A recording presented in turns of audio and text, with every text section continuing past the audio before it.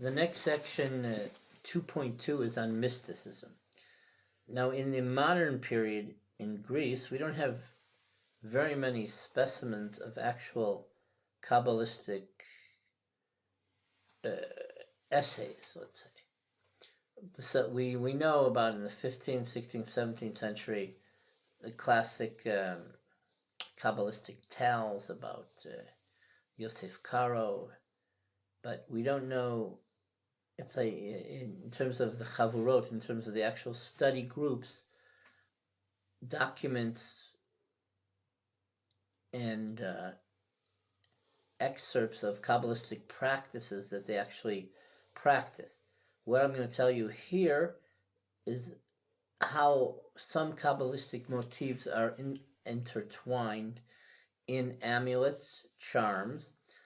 This may sound like it's superstition, but they're actually acceptable folk beliefs, and amongst some of the greatest minds that we have in Jerusalem in academia, magic and charms and writing amulets does have a legitimate religious Kabbalistic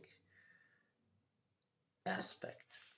Okay, in the city of Yanina, amongst the Romanio Jews, they were goldsmiths, and they have many ornamentations with the name of God Shaddai written on silver pieces of ornaments, let's say maybe a Magen David or something round, and put on the parochet, put on the curtain of the Aron HaKodesh, of the Ark.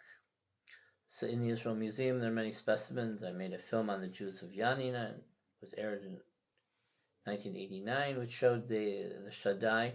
In the museum of the Romanio Jewry in Broome Street in New York, you have examples of the Shaddai. One of the researchers of Yaniot Jewry, she passed away, her name was Rachel Dalvin. She wrote two excerpts about amulets, which I want to read to you. The Yanina Jews used a small number of amulets, charms, and remedies, some of which were uniquely their own, for prophylactic or curative power. Amulets worn on a ribbon around the neck, but outside the garment.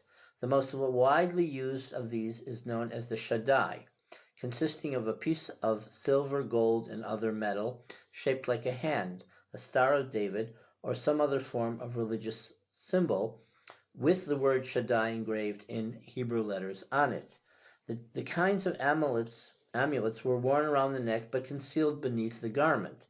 The duga, generally made of silver and attached to a string, contained the names of angels to protect the wearer from worry. The kamea, which was made from virtually any material, including parchment, was worn to protect the wearer from illness or accident. Inserted in the kamea was the name of God, a prayer, or the names of the angels. Shlomo Alkabetz was born in Salonika. He was famous because he composed the prayer Lecha Dodi.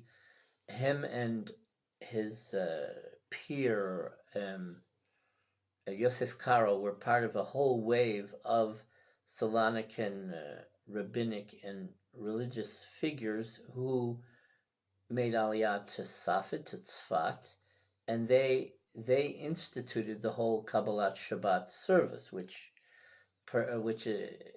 is part of the whole prayer for the Jewish people, not just the Sephardic Jews. I want to read to you a few things about mystical elements of Shlomo Alkabetz. Shlomo Alkabetz wrote a letter to his friends in Salonika, urging them to follow him to Eretz Yisrael. In his published Dvar Torah, his Torah speech about the weekly Torah portion, Alkabetz explains his aliyah to Israel based on the verse about donations to the Mishkan, to the tabernacle, in the desert, inviting all whose heart moves them to join in building the Mishkan here, interpreted as Eretz Yisrael, where God dwells. Making aliyah is designed to help the tikkun, the repair of the human condition, and return the people to their original state of spiritual vision.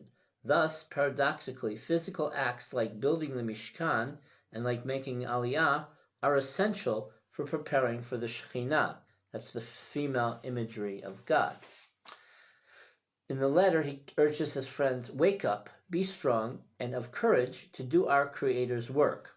For as we understand from the Magid, the spiritual messenger, who came to Rabbi Joseph Caro on the first night of Shavuot, you, some of you, or all of you, are destined to do God's work. Therefore, Yosef Caro and I are going to settle in Eretz Israel.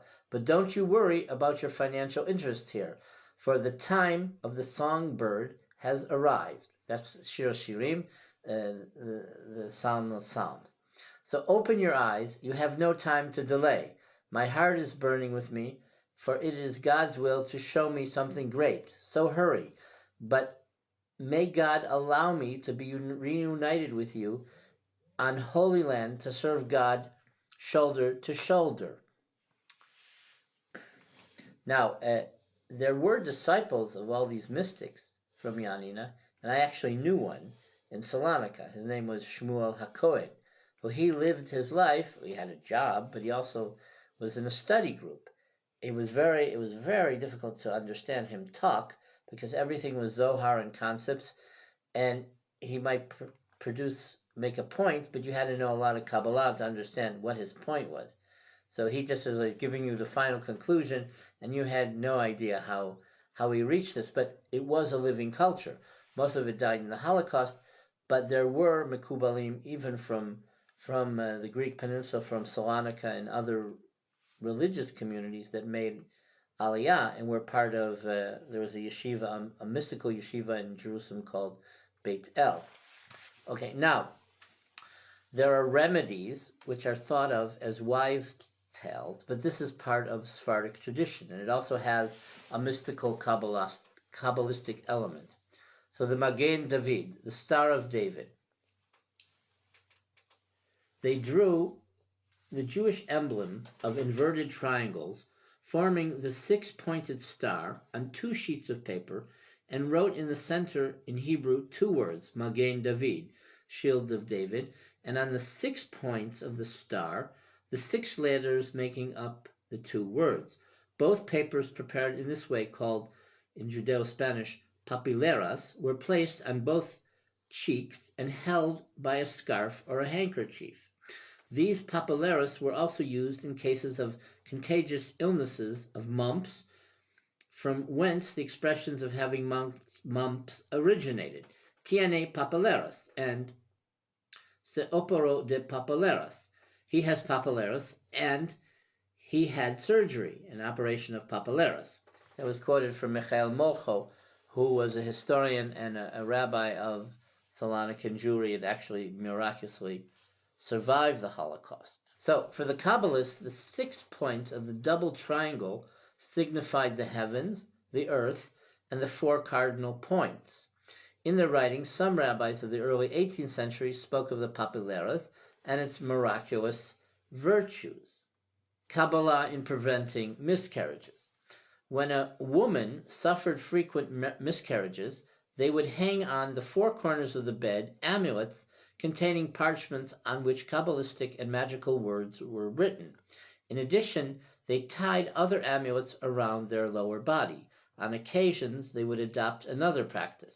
They would take a linen cord and wrap it 7 times around the tomb of a rabbi renowned for his saintliness. And that's in the old large cemetery of Salonika that was destroyed by the Nazis in 1943. They would then wrap the cord around the lower part of the pregnant woman's body and keep it there until the moment of birth. This cord, impregnated with saintliness, would protect the fetus until this normal delivery. Okay, this is also taken from Michael Molcho.